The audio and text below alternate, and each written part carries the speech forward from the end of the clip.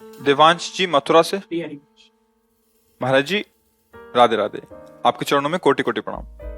श्री जी की अनन्य कृपा से ब्रज धाम में जन्म मिला। महाराज जी, इन 18 सालों में धाम की ऐसी अपार महिमा पता ना होने के कारण किसी भी तरह का साधन नहीं बन पाया। प्रबल माया में फंसकर ये अधम बाहर पढ़ने चला गया, पर श्री जी की कृपा हुई। पिछले 8 महीने से आपका सत्संग सुन रहा हूँ, श्री जी कृपा से नाम जप भी करता हूँ। महाराज जी कृपा करके इस मन पर शासन करें, ये सुबह ब्रह्म मुहूर्त में उठने ही नहीं देता, उससे नाम जप में पूरा नहीं हो पाता और नहीं, आपकी लगन कमजोर है बच्चा। नहीं, हमारा मन सोने नहीं देता। आप क्या बताओ क्या कर तुम्हारा मन उठने नहीं देता और हमारा मन सोने नहीं देता। अभ्यास योग युक्तेन चेतसा नान्यगामिना। जिसे शरीर बहुत क्लिष्ट रोग से युक्त है, तो जैसे डायलिसिस हुआ शाम तक, अब डायलिसिस के बाद जो हालत होती है वो ऐसी होती है जो अब कुछ शरीर में भारी भड़कन, कुछ खाने की इच्छा नहीं, 11-12 नींद ही नहीं। अब अगर थोड़ी आनी शुरू हुई तो हमारी 2 बजे से दिनचर्या, मतलब 1:30 बजे में जगना है। अब अगर हम सोते हैं तो फिर जग नहीं पाएंगे, तो याद चली गई। 1:30 बजे उठे, आसन में बैठे, पानी गर्म हुआ मिला, और 2 बजे शौच स्नान के लिए बाथरूम, दिनचर्या यार 2:45 बजे तो यहाँ आ जाते हैं। क्या हुआ? हमने नींद लेने का बहुत अभ्यास किया तो नाक नहीं खुल रही, और नींद पर बचपन से उस पर शासन हुआ तो वो हमसे कहती राधे राधे। अब उससे कोई परेशानी, थोड़ा तो शरीर है ना प्राकृतिक, पर अब ऐसी परेशानी नहीं होती कि सत्संग छूट गया, भजन छूट गया, अब तो हम विक्षिप्त, ऐसा नहीं होता। तो ऐसे ही आप अभ्यास कीजिए। आजकल तो सुविधा है, अलार्म लगा लीजिए तो आपको जगा देगा, आप जग गए। आप दिनचर्या करिए, कुछ दिन बाद बिना अलार्म के जग जाएंगे। अपने लोगों की ऐसी दिनचर्या थी पूर्व में कि मतलब अगर आप घड़ी से देखो तो 5 मिनट का अंतर है तो हम नहीं कह सकते कि ऊपर नीचे, ठीक राइट टाइम अपने आप आंख खुलेगी अपने आप। अब बचपन से अभ्यास रहा है ना, ठीक 2 बजे हमारी दिनचर्या, आज की नहीं है, ये 20 वर्ष की है। जब मान लो सत्संग सब नहीं चलता था तो सुबह स्नान करके 2 बजे वृंदावन की परिक्रमा, सूर्योदय होते होते मंगला होकर फिर गुरु जी की सेवा, ऐसा। तो हम अभ्यास कमजोर कर रहे हैं। अब किसी किसमें आशीर्वाद की जरूरत है, अभ्यास कीजिए। आप शाम के जब रात्रि में सोए ना, भगवत चिंतन करते हुए, और आप टाइम अपने माइंड पे स्थापित कीजिए, मुझे 4 बजे जगना ही है।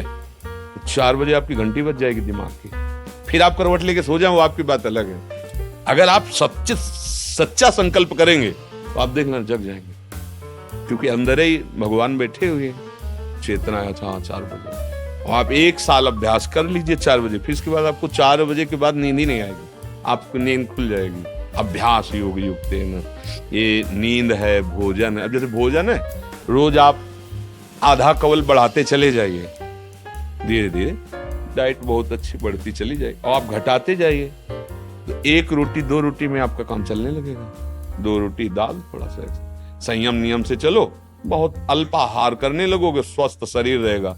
और आप आहार बढ़ाते चलो तो ऐसे लोग भी देखें कि ज्यादा शरीर में वजन नहीं है पर उतना भोजन उठा जाते हैं। हाँ, रोटी ऐसे ही इतनी, मतलब गिन के नहीं, बीता से ना, हमने देखा है मतलब वैसे। और कोई ऐसी खास शरीर में बल कि भाई बहुत कुंतलों उठा लेते हैं, ऐसा नहीं। अभ्यास तो भोजन का अभ्यास, भोग का अभ्यास, नींद का अभ्यास। गलत कर लिया तो गलत, अच्छा कर लिया तो अच्छा।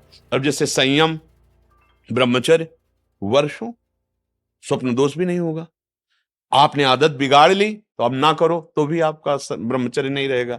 अभ्यास, हम गलत अभ्यास कर रहे हैं तो हम परिणाम में दुखी होंगे, परिणाम में हम नीचे गिरेंगे। अच्छी अभ्यास करें। उचित नींद, अब जैसे बालक को 6 घंटा आपको सोना ही है, 24 घंटे में 6 घंटे आपकी नींद के लिए पर्याप्त है। साधक के लिए 4 घंटे, बहुत शिथिल तो 5 घंटे, अच्छे साधक के लिए 3 घंटे। 3 घंटे में 24 घंटे की खुराक बिल्कुल फिट हो जाएगी इंद्रियों में। अब जो 12-12 घंटे सोते हैं उनको क्या बताएं। अब कुछ ऐसे कि खाए पिए सोए, अगर दिन भर ना बोलो तो सोते ही रहे। अभ्यास है, आप सोने का अभ्यास कर लो तो उसका अभ्यास हो जाएगा। अभ्यास है बच्चा, अभ्यास ठीक कर लो तो आपकी दिनचर्या ठीक हो जाएगी। ऐसा महाराज जी इसी विषय को और एक तो प्रश्न आते हैं कि जो रात को लेट नौकरी से आते हैं, फिर महाराज जी वो सुबह थोड़ा सा लेट उठ सकते हैं महाराज जी? कै बजे तक रात में? जैसे रात को 11-12 बज गए नौकरी से और खाने पीने में, फिर सुबह लाशड़ी में 2 बजे तक ड्यूटी रहती कई बार, अच्छा। मैं 12 बजे से 2 बजे रात को नाइट शिफ्ट हो गई तो महाराज जी इनके लिए तो अलग विधान हो गया महाराज जी, ये हाँ। मतलब ब्रह्म मुहूर्त में उठे बच्चे। हाँ, अब जैसे रात्रि में ड्यूटी करते हो तो 6 घंटे तो सोना ही पड़ेगा, क्योंकि शरीर जो श्रम युक्त है, तो अब उसको फिर दिन में तो छुट्टी होती होगी, मतलब उसको समय तो ऐसा थोड़ी होता हो कि साधारण दिनचर्या वाली ड्यूटी में फिर जाना, ऐसा तो नहीं होता होगा। रात वाली ड्यूटी के लिए मतलब दिन वाला तो फुर्सत होगी, होता होगा ऐसा। अब हम तो कभी की नहीं, तो हमें पता है। ना राइट नाइट और ना दिन की, रात दिन की ड्यूटी एक ही रही है। राधा वल्लभ श्री हरिवंश श्री वृंदावन श्री वंचल हमारी तो 6 घंटे सोने के लिए विधान जैसे है। तो अगर आपको पैसा कमाने की इच्छा हो तो उसके बाद भी ओवर टाइम कर सकते हैं, आप ड्यूटी कर सकते हैं ना। 2 बजे जगने के बाद आप सोचोगे यार 2 घंटे अगर और हम कर लेते हैं तो इतना मिल जाता है। तो अगर ऐसा ओवर टाइम भजन के लिए हो जाए तो लाभ मिल जाए। अब आप 6 घंटे सोने के निकाल लो। अगर आपको ऐसा लगता है 2 बजे आए, अपना जो दिनचर्या सो गए, फिर जब जगो तब भजन, वो आपके लिए प्रातः काल वही हुआ जब उठ के भजन करें। जब वही जागे तभी समझ लो प्रातःकालीन। फिर आप वही दिनचर्या करो जो प्रातःकालीन दिनचर्या चाहिए। हर जी अगर 8 से 2 तक ड्यूटी है रात को, तो हम आपकी कृपा से नाम जप नाम जप नाम जप एक भी क्षण उसमें जाने नहीं देते। हाँ ठीक और जब बहुत सोते हैं हाँ। उस स्वप्न में भी हमें सिर्फ कीर्तन ही दिखाई देता है, और जब उठते हैं तो पहला बहुत ऊंची स्थिति है ऐसी तो। स्वप्न में और जागृत में हर समय प्रभु का चिंतन चलने लगे तो बहुत ऊंची स्थिति है। पर मनीराम को देखते रहना, बहुत कलाबाज है, बहुत कलाकार हैं। कभी कभी हमको सिद्ध अनुभव करा करके वो ऐसी जगह खड़ा कर देते हैं जहां लगता है कि यार तुम बहुत धोखे में डाल दिए हमें, ऐसा लगता है। अपने लोग क्या है ना कि इसके साथ बहुत खेल करे हैं, युद्ध, तो इसकी हर हरकत को पता है। जिस समय बच्चा ऐसी स्थिति आ जाएगी कि आप जो बोले ना, जैसे जब स्थिति आ जाएगी तो आप बच्चा बोल नहीं पाओगे ये बात। जैसे करोड़ रुपया तुम्हारी जेब में रखे हो, तो एक हाथ चुपचाप ऐसे रहेगा और कोई कहेगा क्या बात है, कुछ नहीं वो खुजला रहा था इसलिए ऐसे कर रहा। आप ये नहीं बता सकते कि 1 करोड़ यहाँ है। अगर नाम जब चलने लगा, ऐसी स्थिति आने लगी, तो इतना आप भयभीत हो जाएंगे, बताने में आप कह नहीं पाएंगे। और आपको ये अनुभव होगा कि जैसे भजन होना चाहिए हो नहीं रहा। प्रभु मुझ नीच पर कब ऐसी कृपा होगी कि मेरा ऐसा भजन हो जाए। अभी क्या है, कृपा से हो रहा है, वो अहंकार में स्वीकृति हो रही है, इसलिए टिकाऊ बात नहीं बच्चा। भजन करने वालों के हृदय में ऐसी भजन की भूख पैदा होती है कि रात दिन करने पर भी उन्हें रोना आता है कि प्रभु कब मुझसे ऐसा भजन होगा जैसा संतों ने किया है, और रात दिन भजन कर रहे हैं। समझ रहे हो ना बच्चा, यहाँ आए हो ना, बहुत कृपा पात्र हो। तो अवास्तविक तुम्हारी स्थिति ऐसी हो जाए कि जागृत स्वप्न सुषुप्ति स्फुरत में राधा पदाब्ज छटा, चाहे जग रहे हो या सो रहे हो या स्वप्न में हो, लाडली लाल के साथ आपका मन सावई मना कृष्ण पदार। कभी अब कहना नहीं, और अभ्यास बढ़ाते चले जाओ। जो हो रहा है नाम जप, वो श्री जी की कृपा से हो रहा है, गुरु जी की कृपा से हो रहा है। कहने से ये बात हट जाती है, अहम पुष्ट होता है, चुपचाप अंदर ही अंदर। अब या तो आप जानते नहीं थे या आप करते नहीं हो, नहीं तो डर लग जाएगा। अपनी कोई चेक किसी को दिखाएगा, तो पैसा दिखाएगा, हीरा जवाहरात दिखाएगा क्या? तिजोरी में बंद किया जाता है लॉकर में। एक चाबी वहां और एक चाबी गुरुजी के पास, एक चाबी आपके पास। केवल गुरुजी और आप मिलके बात कर सकते हो उस लॉकर की चाबी को, मतलब समझ रहे हो ना। अपने गुरु से केवल पर्सनल, घर गृहस्थी परिवार नहीं, बैंक में एक चाबी आपके पास, लॉकर का होता है ना, दोनों मिला के, मतलब केवल सदगुरु और आप। फिर अपने अनुभव, फिर वो आपको कभी व्यक्त करेंगे तो फिर वो अंतर ध्यान हो जाएंगे, साधन में बाधा पड़ जाएगी। बहुत कृपा पात्र हो, चल रहे हो, आगे और बढ़ो, पर गुप्त रखो अंदर की बात। और 6 घंटे विश्राम सोने के करके फिर पाठ भजन जो भी जैसी दिनचर्या हो घर गृहस्थी की, वो भी भजन है। जैसे अपने लोग कभी कभी कड़वी बोल देते हैं ना, खिलाफत की बात। ये थोड़ा एक आता है सुदर्शन चूर्ण, सुदर्शन चूर्ण है, बहुत कड़वा होता है, पर वो बुखार को जड़ से नष्ट करता है।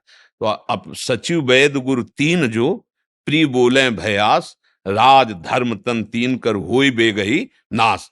अगर सदगुरु मुझ पर ही बातें करने लगे तो बिगड़ जाएगा मामला। वैद्य अगर मरीज के अधीन हो गया तो कभी नहीं ठीक होगा। राजा को अगर मंत्री मुंह छुपरे मिल गए सलाह देने वाले तो राज्य नष्ट हो जाता है।